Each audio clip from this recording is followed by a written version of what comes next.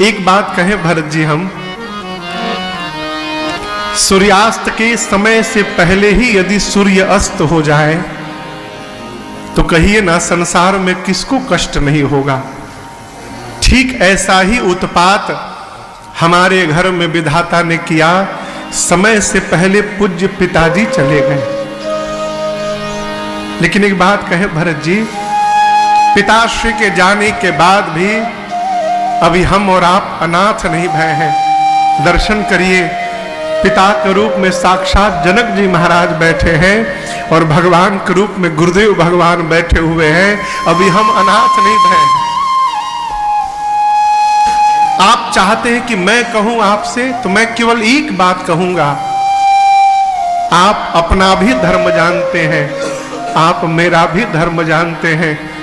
भरत भैया, आप अपने धर्म का पालन कर लीजिए और मेरे से मेरे धर्म का पालन करा दीजिए, बस, और कुछ नहीं कहना मुझे।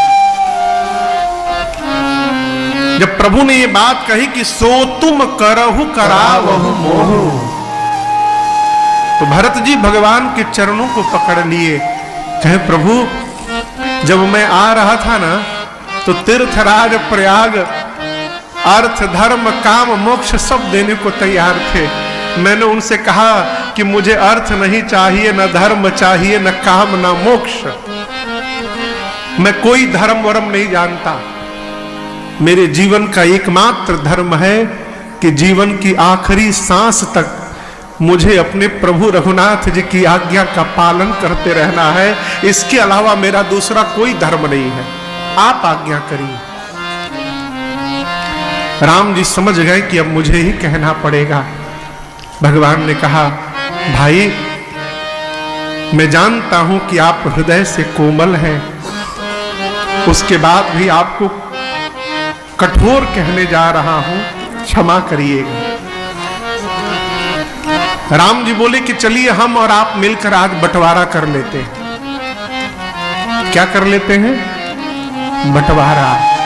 बंटवारा शब्द सुनते भरत जी कांप गए। बोले प्रभु, आप मेरे से बंटवारा करेंगे ना?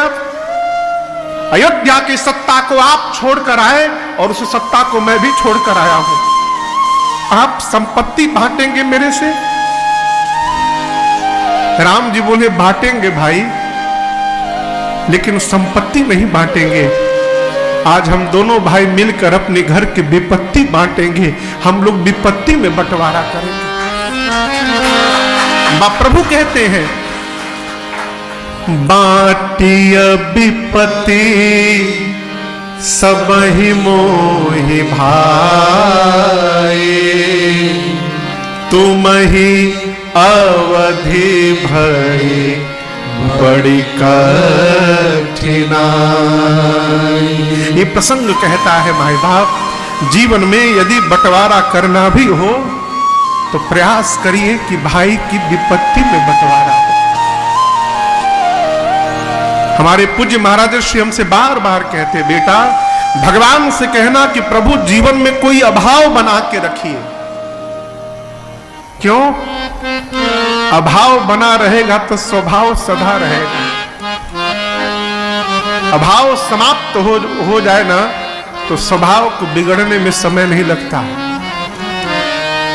घर में उतनी ही संपत्ति हो कि जिसका बंटवारा ना करना पड़े, बांटना हो तो भाई की विपत्ति बांटिए। राम जी कहते हैं, भरत, भाई भुजा होता है।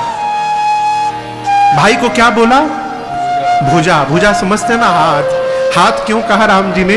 राम जी कहते हैं, भाई यदि हाथ की हड्डियों में 100 टुकड़े हो जाए, हड्डियों के भीतर में 100 टुकड़े, उसके बाद भी शरीर पर यदि कोई प्रहार करता है ना तो शरीर को बचाने के लिए हाथ ही सामने आता है।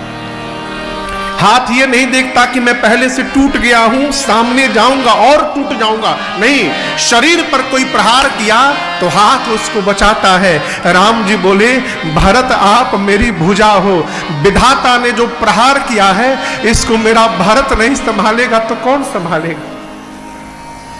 मेरा यही निर्णय है, 14 वर्ष मैं वन में रहूंगा और 14 वर्ष मेरे भैया भरत जाकर अयोध्या में रहेंगे।